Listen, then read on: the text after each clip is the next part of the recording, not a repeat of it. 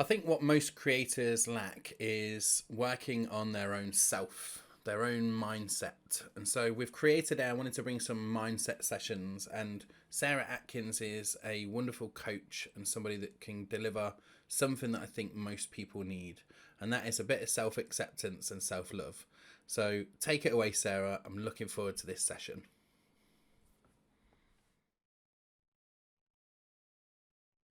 Hello and welcome to Creator Day. This is Sarah Atkins.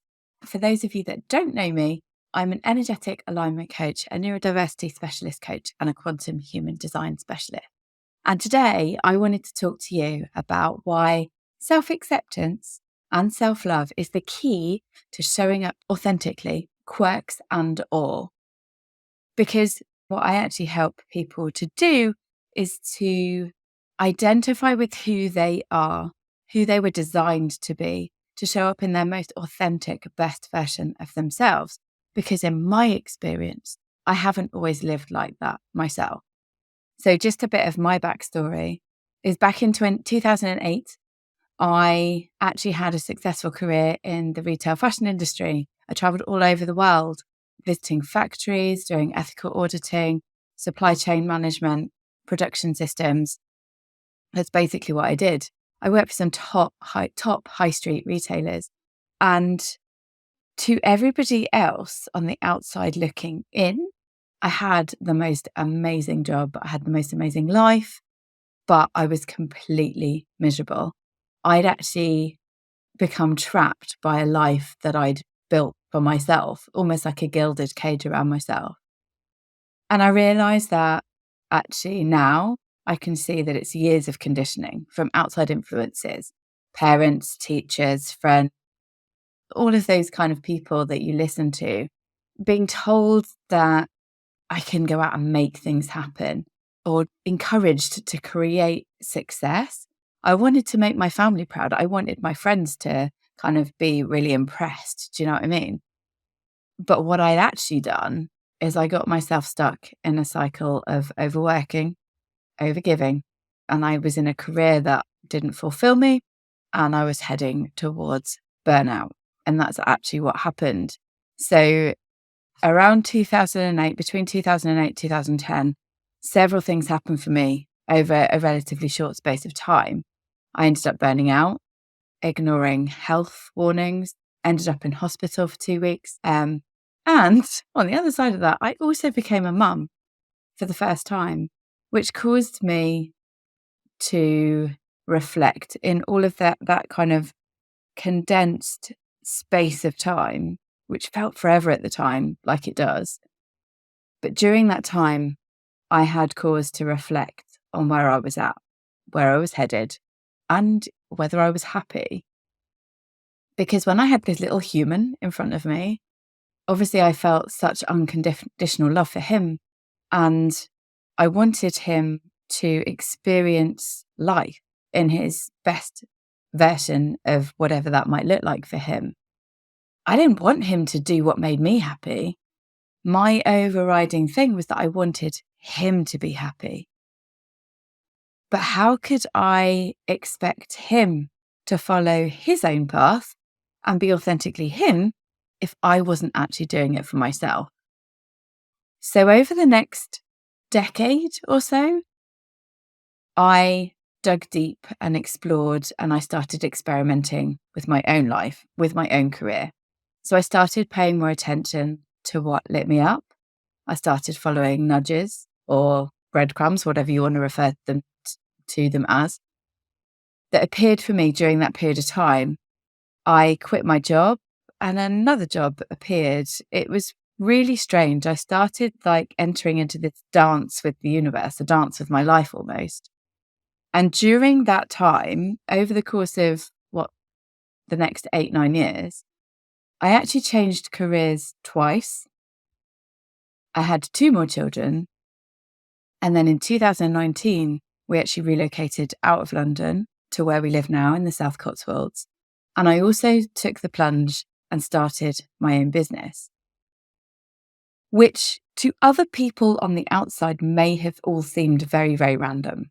However, since I was a kid, I knew that I'd always believed that I was going to work for myself one day. I had no idea what it was going to look like, had no idea what I was going to do. And it felt really super scary to step into that unknown quantity. I had no idea what I was going to do, where I was going to go.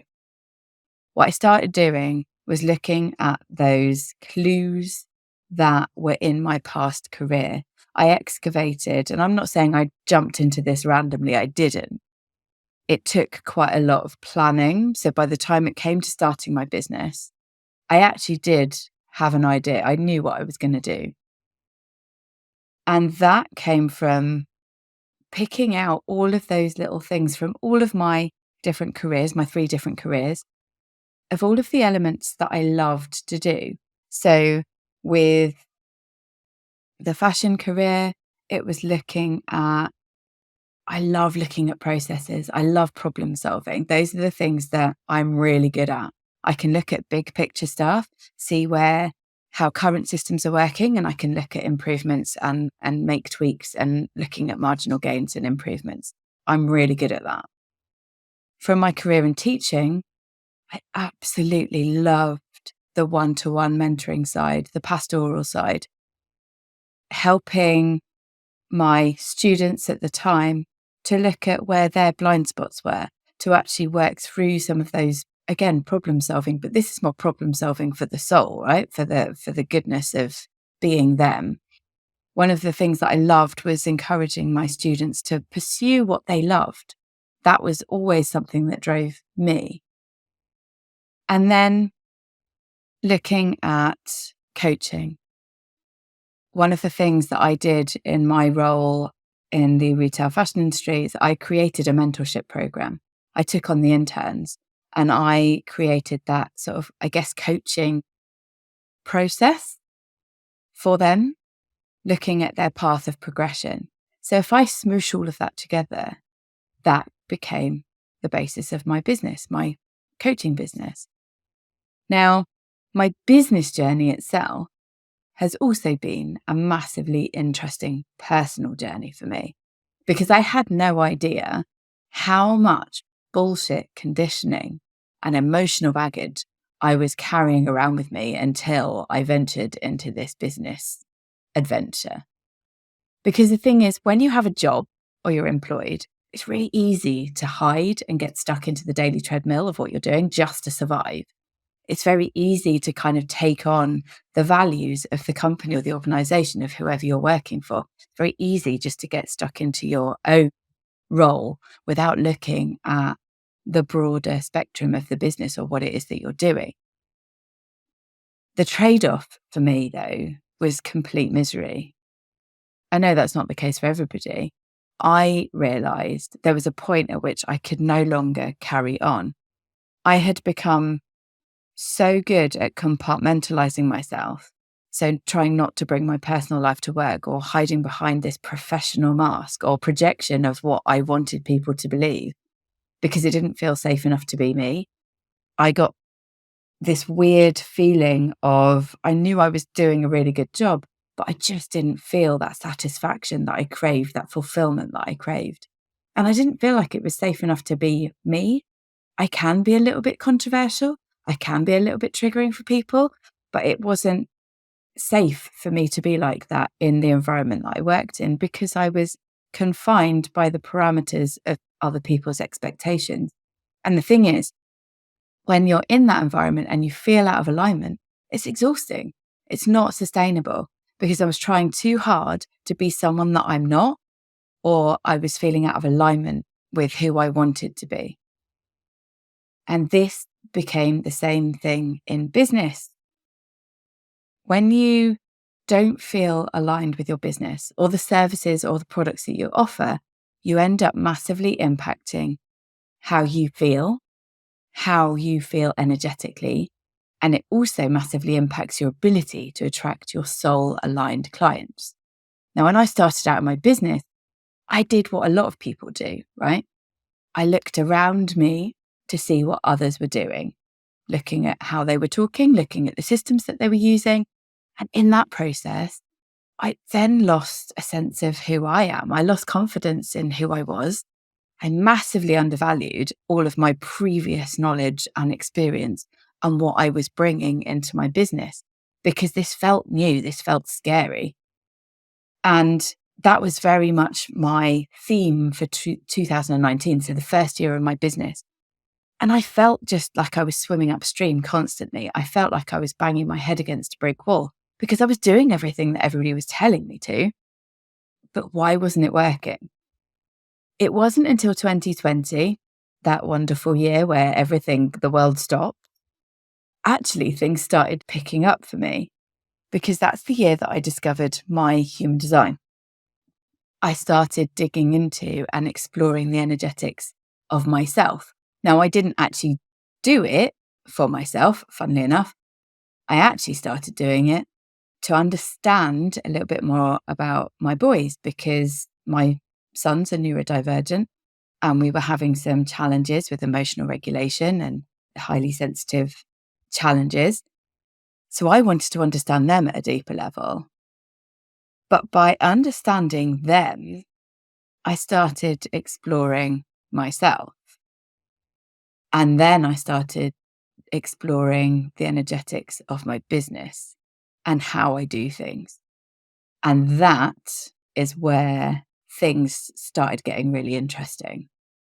I started to understand who I am, what I bring energetically, and how I do things naturally, and accepting that I can do things in my own way. Because essentially, right, everything is energy. I know there's a famous quote usually attributed to Einstein. It wasn't Einstein. But now, whilst the quote itself, everything is energy, wasn't actually said by a scientist, it is actually grounded in a couple of scientific concepts. So when we think about energy, everything is energy. The law of vibration states that everything in the universe vibrates at a specific frequency, right? Every atom, every particle, every molecule is in a constant state of vibration. This is energy. Now, our cells as human beings are made up of millions of atoms, all vibrating and responding to our surroundings. We're all energetic beings, all of us, and we're having a human experience. So once I started understanding that and started digging into my own energetics, things started slotting into place for me. The second law is the law of resonance, which then suggests your internal frequencies, i.e. your thoughts and your emotions, they attract things that are on the same wavelength. So again, taking that law of vibration and then expanding that into resonance, you've already been gifted everything that you need to be successful. You just need to learn how to use it. When I started understanding that in my own energetics, it was like giving a permission slip, you see, because human design, my chart didn't really tell me anything that I didn't already know. It just shone a light on my innate gifts, the things that I bring. And this is what most of my clients say as well. Their biggest or the most common line of feedback I get is that it's like being given permission to lean into who they really are and to be more them, because no one else can do you the way you can. So no matter what anybody else says or does, if people copy you, it will never transmit in the same way. So the more you show up as authentically as you, that energy is then transmuted into everything that you say, everything you create or write, but it all has to start with you. So ask yourself, are you really, truly showing up in your most authentic version of yourself? Hey, have you remembered to like the video and leave a comment? The speakers definitely enjoy that. And don't forget to subscribe to the channel. Because when we do that, we can amplify that message. When you're speaking about things that don't necessarily connect with you or aren't really important to you, it will come across. You must have been in a room before if you're in a conversation and you try and join in just so that you can feel heard or feel seen, but actually you have no connection to the topic at all. It feels weird. It feels clunky, right? And you might find that people disengage from you, or they might challenge you, or they might just walk away because, there can be lots of different reactions to how we deliver our message. And one of the things that I learned from my years as a teacher, one of the things that I used to get told the most is, you really love your subject. You make my subject fun, because I have an energy for it. I have an enthusiasm. I taught design and technology with a specialism in textiles and resistant materials. I love production. I love production processes. It's what I know. And I have a passion for doing that side of things, especially when it comes to the ethical way of doing things, ethical sourcing, working conditions, things like that.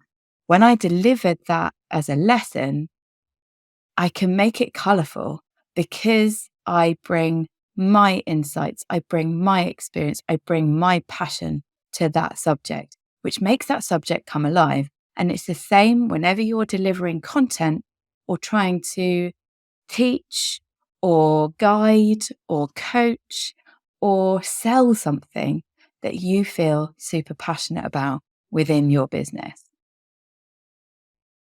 There are certain things that I've discovered in my own human design that make a little bit more sense in how I show up in my business and how I do things. So one of the things that I discovered was that I'm a generator type, which means I'm a responder. I respond to things. Now, when I used to be creating content, I used to try and generate my own ideas. I'm not saying I can't generate my own ideas, but the energy that goes into any content creation, which is self-generated, isn't as good as if I create content as a response to other things that I have seen. So, for example, if I observe and if I watch, or if I get asked questions about certain things, that will then trigger a response. If I'm then responding to that, the engagement that happens in that piece of content goes through the roof. But it has to trigger a response in me to start with, okay? So that's one of the things that I have done in terms of showing up authentically. If I don't have anything to say, anything meaningful to say about a particular topic, I don't talk about it because it doesn't mean anything. And that comes across in my content. When I'm responding to the world around me, or something that a client has brought up, if I've got a couple of clients that have brought up similar themes that week, that will then give me a signal. It's like, oh, I want to respond to that. And if I create a piece of content around that, because it's relevant, because it's meaningful to me, the engagement is much, much better. So that was one of the things that I learned and what I apply to in my content creation for my business. It's completely changed how I do things. I'm no longer hustling and trying to find things or trying to force things. I'm literally working with my energy and I'm responding to things in the moment. So that's one way. What I've also discovered about myself is that I love to learn. I crave inspiration, and this comes up in my chart. I have an undefined crown center and an undefined ajna center, which can send me off down multiple rabbit holes. This can lead me to being really indecisive. This is the downside. And I can get stuck in my own head. I can start doubting myself. What I now see used to be a problem for me, and it still can be, still can be a barrier. However, what I now do is I work with that. I now know when I'm in that analysis paralysis, or I'm in that state of inertia, I know that I need to get out of my head. So I need to release that buildup of inspiration. I need to set better boundaries around, if I'm searching or researching, I set boundaries around that. The other thing is I talk things out. If I talk things out, I can then make sense of all of the crazy ideas and the inspiration that's like whizzing around my head. So understanding that about myself means that I can actually work with it. I can lack consistency, or I'm not so consistent. And when I say that, I am consistent, but I'm not consistent in a way that is in line with other people's expectations. I'm consistent in line with me. I have learned to tune into my own rhythm of doing things, and I know that I will get things done. I know that. I have the ability to work on multiple different things and hold a lot of things in my energy of doing, and I will get things done. What I've had to do is create a structure or a system around my own rhythms so that I can work better with the natural ebbs and flows of my own energy. So, whilst I used to beat myself up for not being very consistent, I have found ways of creating consistency that works for me. And this comes down to your operations in your business. Rather frustratingly for the people, I need to experiment with everything. Just how I learn, it's how I do things, it's how I develop my wisdom. So I always used to say, oh yeah, been there, done that, got the t-shirt. I've probably researched the material, sourced the material, made the bloody t-shirt, printed it, dyed it, and worked on the production processes to be able to expand it out and scale it up. I used to think I was really flaky because how this manifests is I said earlier, I experimented with my life and my career. I tried out different jobs. I tried different ways of doing things. I used to think that was me being a bit flaky, like I can't stick to things. I used to think that was my indecisiveness. What I now know, again, from my human design, is I have a line 3 profile, which is the archetypal scientist. You need to experiment. I need to test things out. I need to try things, explore what works, what doesn't work. I have learned that this is just my process for moving through life. So I now actually have more compassion for myself, especially if I get things wrong. I used to be really hard on myself if I did get things wrong, but now I recognize that I need to fail forwards. That's how it works. There is no fail.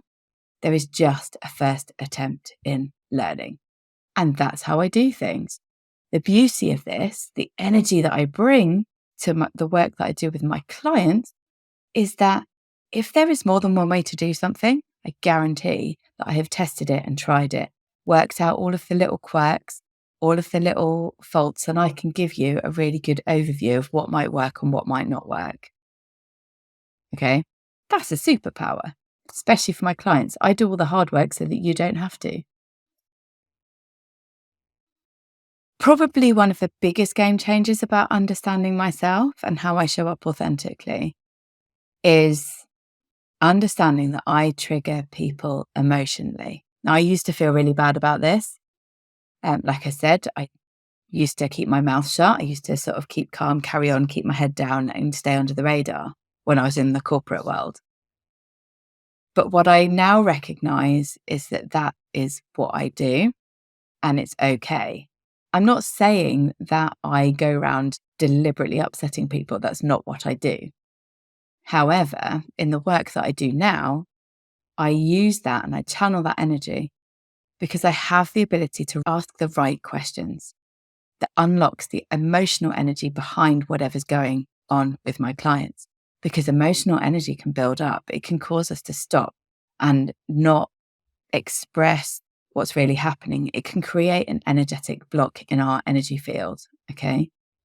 And once I realized what I was doing, I used to think I was a terrible coach because so many people used to cry in our sessions.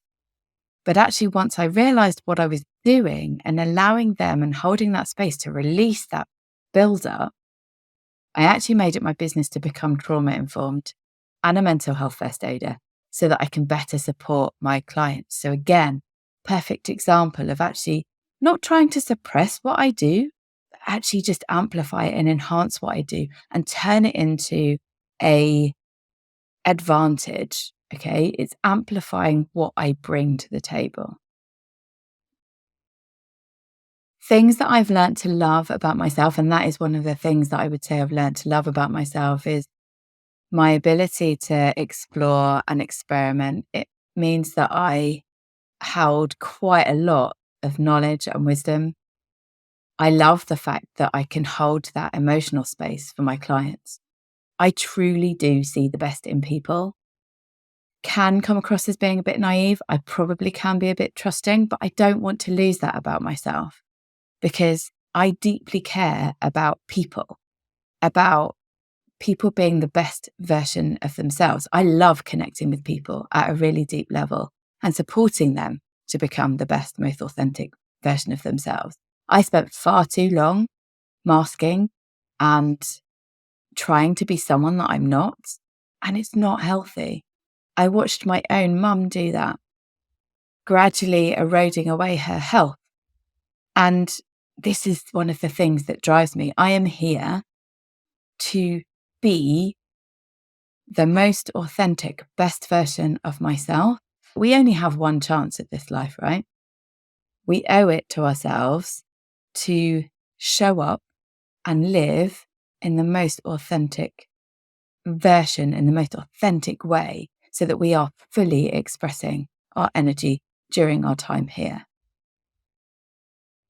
Something that, again, I've learned to accept and love about myself is my sense of identity. Now, I've been told in the past that I can be quite intimidating, that I come across as being a bit aloof. It's not that. I am the classic introverted extrovert. I am really introverted and I'm quite comfortable observing and just taking things in. But I have a really strong sense of who I am and where I'm headed. And I'm very difficult to sway off of that path, which is something that can seem intimidating. I'm quite good at holding my ground and I have no problem with that. But I realize that other people find that challenging. I used to think this was a bad thing about myself, especially when I was a teenager. I got accused of being quite stubborn, quite willful. But actually, what I now see is that the more confident, or the more I've cultivated that self-confidence, and the more that I have stood my ground and been in integrity with who I am, I can now see that I bring a calm, quiet confidence to any situation that I'm in. Now, when you're in a high stress situation, this is a superpower because the calm, confident energy that I bring instills confidence in the people around me. It is something that I've been described many times over the years as like an archetypal swan, because I am quite calm in my energy. Even when there's chaos reigning, I do bring like a calm to the chaos. And I love that about myself. I love that even though I am a highly emotional and I have massive ups and massive downs myself, but when it comes to getting lots of people together or in a group or in a stressful situation or in a challenging situation, I can tune into that. Okay, who am I? Where am I going? What am I bringing? Where are we headed in this situation? What do we want to get out of it? And then probably my most fun quality, the thing that I love about myself, and I don't think I will ever lose this, is that I am such a child. Still trying to figure out what I want to do when I grow up. I don't see myself as this middle-aged woman. I don't think I ever will, because I have such a strong sense of fun and laughter. Things need to feel playful. If things get too serious, something's wrong with me, because I need fun. I need things to be playful. And when I first started my business, when I was first trying to do all of the things that people told me, I was taking it far too seriously. It wasn't fun, or the fun was sucked out of it. And that becomes really hard for me to engage with. I'm a sacral-centered being. I need to feel the love and the joy and the fulfillment for whatever it is I'm doing. If it's too serious, I'm not saying that I don't take my business seriously. I absolutely do. But I need to have fun with it. I need to feel the joy. I have a wicked sense of humor, which not that many people will see. People close to me will see, and my kids and obviously my family will see. I can be quite self-deprecating, and I definitely in the past have used humor to deflect onto some negative or dark times in the past. It's got me out of some real tough spots. But I actually love that sense of fun that I bring to my business. And hopefully that comes across in some of my messaging. People that work with me on a one-to-one, even though there are sometimes tears, there's usually laughter as well. So it can be a bit of an emotional roller coaster. But these things are my keys to showing up authentically, because when I share my experiences and knowledge through relatable stories, my relatable experiences, whether it is on social media, whether I'm storytelling, delivering workshops like this, energy I create it with is transmuted into that content. It's transmuted into how I communicate, how I deliver, and how people connect with it. When I love what I am doing and really believe in what I am saying, that energy comes across in whatever I do. There are literally hundreds of coaches out in the world. There are hundreds of people that deliver human design content and deliver human design reading. There are loads of neurodivergent coaches. So how do I find my clients? By being me, because energy, going back to the law of resonance, the energy that I put out will attract what I want back in. So the key to showing up authentically is to be more you. Like I said earlier, the only person that can do you is you. You are literally a once in a lifetime occurrence. Nobody else does you like you. They might try and copy your ideas. They might try and copy your concepts or your models, but they won't be able to deliver it in the same way that you do. So ask yourself, are you showing up authentically? Are you showing up as the best version of yourself? And if you are interested in finding out or discovering what your innate gifts are or how your energetics work for you through your human design, there is a QR code that goes along with this workshop where you can download your free human design chart, and I will even send you your own human design guide to help you make sense of it, which will give you the basics of where to start working and how to start working with your own energy. I hope you enjoyed this. I hope it made sense and connected with you. I'd love to hear your feedback and let me know how you get on. Thanks for listening. And that's it. The session is done. Don't forget to like, subscribe, and of course comment on the video. It really is appreciated to see all the engagement that we get alongside these videos. And of course, if you want to continue to watch these videos after the 48 hours of Creator Day, you can sign up for the Creator Meetup. The link is in the description, as well as the coupon code, and you can go and grab all of the replays and join us for our monthly networking and the other various activities that happen inside of the Creator Meetup. Thank you so much for the speakers, and we'll see you in the next session.